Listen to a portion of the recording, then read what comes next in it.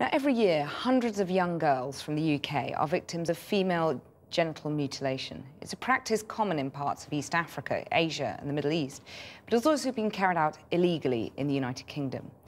Police say it's child abuse and say any offenders will be relentlessly pursued.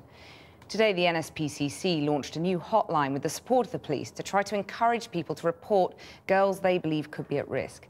And just to warn you, some may find Katie Razzle's report distressing. Hawa Sese was 13 years old when her genitals were cut.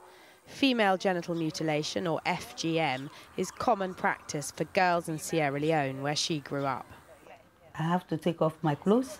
They said, this is the place that you have to undergo the female genital mutilation. They will be singing, dancing. And did you try to run away? There is no way because they are big, big women. I felt bad because of the pain. I was bleeding, crying, saying that if I had known, I won't follow you. I nearly bleed to death. It's the first time Hawa has talked publicly about what happened. She's now a social worker in the UK. Her focus, other young women. She's determined they won't go through the horrors she did. I've taken the lead to speak up.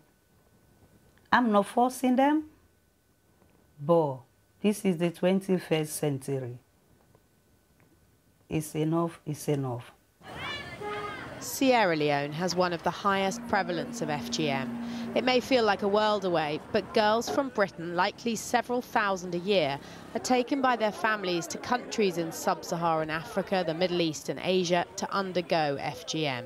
If you make me aware of any information that suggests a child may be at risk of harm, then I will have to share that with other agencies who can take action to safeguard that child. Is that okay? Today, the NSPCC launched a helpline with the backing of the Metropolitan Police and many doctors. It's a complex issue, it's a hush-hush issue, but as we know, it is human rights violation, it is an abuse on the children, so we all need to work together. FGM is illegal in the UK, but not enough school nurses, teachers and the like are reporting British girls they think at risk of mutilation here or abroad, and there have been no prosecutions in Britain.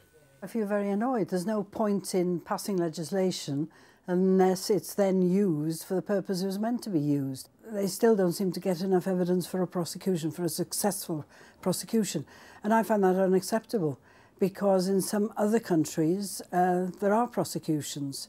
So why not here? Hawa runs a charity for women in Sierra Leone. She'll be shipping these old wheelchairs and Zimmer frames out to hospitals there next month. Speaking out about FGM, she says, will make her a target. But she knows she was lucky to survive. Others didn't. If you are lucky, you won't die. If you are not, then that's it. Did you know girls who died? Yeah, a lot of girls die in that way.